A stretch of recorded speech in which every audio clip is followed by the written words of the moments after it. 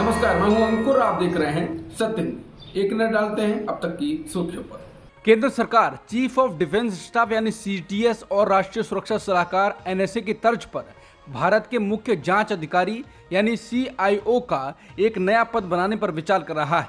New Indian express ने खबर दी है कि उच्च स्तर पर इस पर चर्चा हुई है, जिसमें कहा गया है कि केंद्रीय जांच ब्यूरो यानी सीबीआई और ईडी के प्रमुख सीआईओ को रिपोर्ट करेंगे। ये ठीक उसी तरह होगा जैसे 3 सेवाएं यानी सीडीएस को और 2 खुफिया एजेंसियां एनएसए को रिपोर्ट करती हैं। सीआईओ का नया पद ईडी चीफ संजय मिश्रा को मिल सकता है।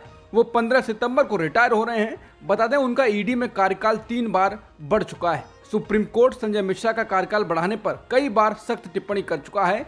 कार्यकाल बढ़ाने के लिए सरकार सुप्रीम कोर्ट भी गई थी। समझा जाता है कि संजय मिश्रा को सरकार ये बड़ी जिम्मेदारी देना चाहती है। संजय मिश्रा पीएम मोदी के नजदीकी अफसरों में से एक हैं। ईडी की जांच के दौरान जिन महत्वपूर्ण राजनीतिक लोगों पर शिकंजा कसा गया, उन सब केसों पर संजय मिश्रा की निगरानी रही है और अभी भी है, जिसके बाद सवाल उठ रहा है कि संजय मिश्रा से आखिर मोदी सरकार को इतना क्या लगाव है। छत्तीसगढ़ के मुख्यमंत्री भूपेश बघेल ने ट्वीट कर बताया है कि उनके ओएसडी सहित कुछ करीबियों के घर ईडी ने छापेमारी की है। बघेल ने कहा है कि आदरणीय प्रधानमंत्री जी एवं श्री अमित शाह जी, मेरे जन्मदिन के दिन आज आपने मेरे राजनीतिक सलाहकार एवं मेरे ओएसडी सहित करीबियों के यहाँ ईडी भेजकर जो अमूल्य तोहफा दिया है, उसके लिए बहुत बहुत आभार। झारखंड कांग्रेस के प्रमुख राजेश ठाकुर ने समाचार एजेंसी पीटीआई से कहा है कि ईडी को छापेमारी करने से पहले सूचित करना चाहिए। भारत के प्रधानमंत्री नरेंद्र मोदी और चीन के राष्ट्रपति शी जिनपिंग इन दिनों ब्रिक्स शिखर सम्मेलन में हिस्सा लेने के लिए दक्षिण अफ्रीका के जोहान्सबर्ग में पहुंचे हैं।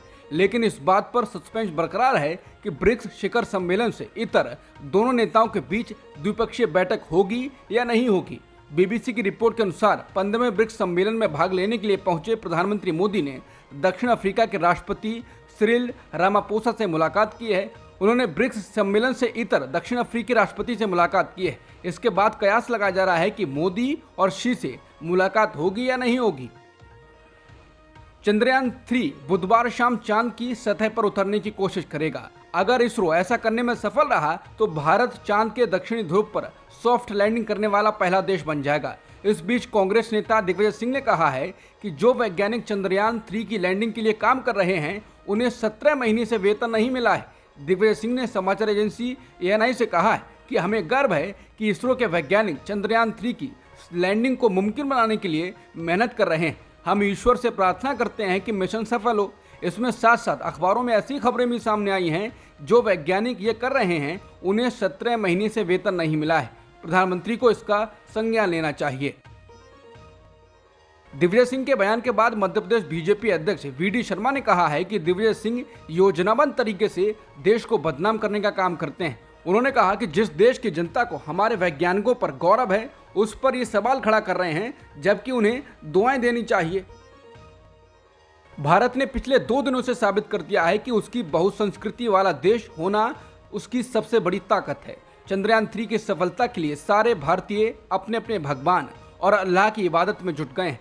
ये सब सिर्फ भारत में नहीं हो रहा है, दुनिया के जिस कोने में भी भारतीय हैं, वहाँ उसके लिए दुआएं मांगी जा रही हैं। देश में जब नफरती माहौल को असामाजिक तत्व और उनके संगठन जब हवा दे रहे थे, तो ऐसे माहौल में यह घटनाक्रम बहुत खास संदेश लेकर आया है। लखनऊ के नदवा मरकज, अजमेर शरीफ दरगाह से लेकर मुंबई के सिद्धिविनायक मंदिर और वाराणसी के 80 घाट पर हवन ने चंद्रयान 3 को इतनी ऊंचाई दे दी है कि कल्पना करना मुश्किल है। भारत के अंतरिक्ष अन्वेषण में एक ऐतिहासिक उपलब्धि हासिल करने की उम्मीद में सभी धर्मों के लोगों ने बुधवार सुबह प्रार्थना की है।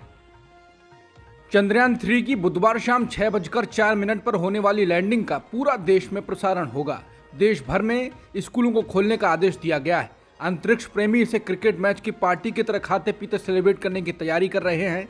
दक्षिण अफ्रीका में ब्रिक्स शिखर सम्मेलन में हिस्सा ले रहे प्रधानमंत्री मोदी भी इसरो के लाइव स्ट्रीमिंग कार्यक्रम में ऑनलाइन शामिल होंगे। बता दें, रूस के मिशन लूना 25 को चंद्रयान 3 की लैंडिंग से पहले ही चांद के दक्षिणी छोर पर उतरना था, लेकिन किन्हीं वजहों से वो चंद्रमा की सतह से टकराया और खत्म हो गया। लूना 25 की नाकामी की वजह से चंद्रयान 3 को लेकर कौतूहल बढ़ गया है। बता दें, 2019 में भारत का चंद्रयान 2 मिशन भी दक्षिण क्षेत्र में सुरक्षित रूप से उतरने में विफल रहा था। बता दें चंद्रयान 3 चंद्रमा के उस दक्षिणी ध्रुव की सतह पर उतरने वाला है जहां इससे पहले दुनिया के किसी भी देश को उपग्रह उतारने में सफलता नहीं मिली है। चंद्रयान 3 का बुधवार 23 अगस्त का कामयाब मिशन भारत को दुनिया भर में प्रतिष्ठा दिलाएगा। इसका राजनीतिक महत्व भी है जो दिखना शुरू हो चुका है, लेकिन सबसे महत्वपूर्ण ये है कि इस मिशन की कामयाबी से भारतीय अंतरिक्ष बाजार में विदेशी निवेश भी आएगा। तमाम विश्लेषकों और अधिकारियों को दक्षिण एशियाई राष्ट्र के उभरते अंतरिक्ष उद्योग को तत्काल बढ़ावा मिलने की उम्मीद है। रॉयटर्स के मुताबिक विश्लेषकों का कहना है कि रूस का लूनर 25, जिसे 2 सप्ताह से भी कम समय पहले लॉन्च किया गया था, सबसे पहले वहां पहुंचने के लिए ट्रैक पर था, लेकिन उसने आने वाले मिशन को सावधान कर दिया। नतीजा ये हुआ कि चंद्रयान 3 की कामयाबी के अवसर बढ़ गए हैं और उसी के मद्देनजर भारत में विदेशी निवेश के अवसर भी बढ़ गए हैं। बता दें अंतरिक्ष अब एक कारोबार में बदल गया है। चांद का दक्षिणी ध्रुव इसके लिए तमाम रास्ते खोलने जा रहा है क्योंकि वहां पानी की बर्फ है। तमाम देशों को उम्मीद है कि भविष्य में चांद पर कॉलोनी बसाने, खनिजों का खनन और मंगल ग्रह पर अंतिम मिशन का रास्ता दक्षिण ध्रुव खोल देगा। रॉयटर्स के मुताबिक यदि चंद्रयान 3 सफल होता है तो विश्लेषकों को उम्मीद है कि भारत का अंतरिक्ष क्षेत्र प्रतिस्पर्धी इंजीनियरिंग का लाभ उठाएगा। प्रोजेक्ट्स पर यहाँ लागत भी कम आती है।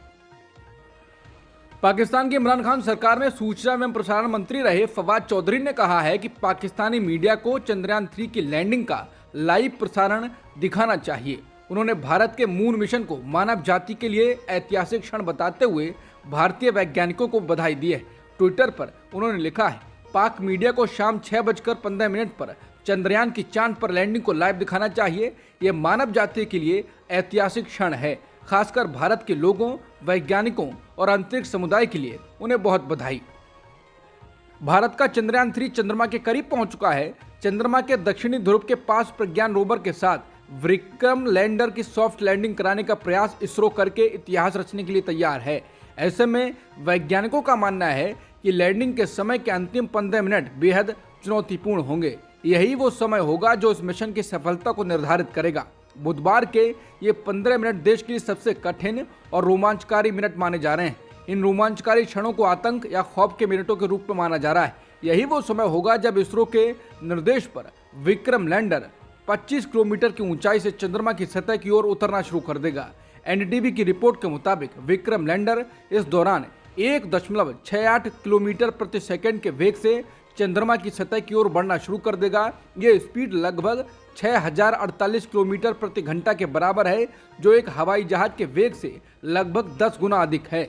इसके बाद विक्रम लैंडर के सभी इंजनों की गति धीमी हो जाएगी। इसे रफ ब्रेकिंग स्टेज कहा जाता है, जो लगभग 21 मिनट तक रहेगा। फिर विक्रम लैंडर को चंद्रमा की सतह पर लंबवत बनाया जाएगा। इसके साथ ही फाइन ब्रेकिंग चरण शुरू हो जाएगा।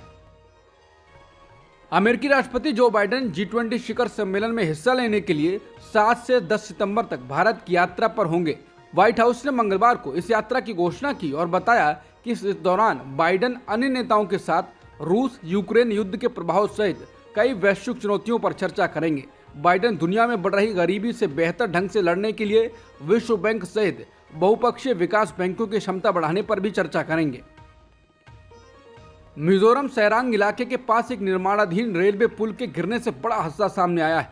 रिपोर्ट के मुताबिक पुलिस ने जानकारी दी है कि इस हादसे में करीब 17 मजदूरों की मौत हो गई है। घटना स्थल पर कई अन्य लोगों के फंसे होने की आशंका है।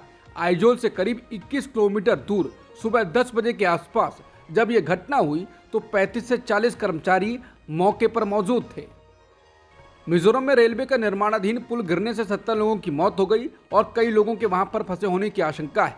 पीएम मोदी ने इस हादसे पर दुख प्रकट किया है और साथ ही मरने वालों के परिवारों को 2 लाख रुपए की मदद राशि देने का ऐलान किया है। पीएम मोदी ने कहा कि बचाव अभियान जारी है और प्रभावित लोगों को हर संभव सहायता दी जा रही है। मारे गए लोगों के परिजनों को 2 लाख रुपए और घायलों को 50,000 रुपए दिए जाएंगे।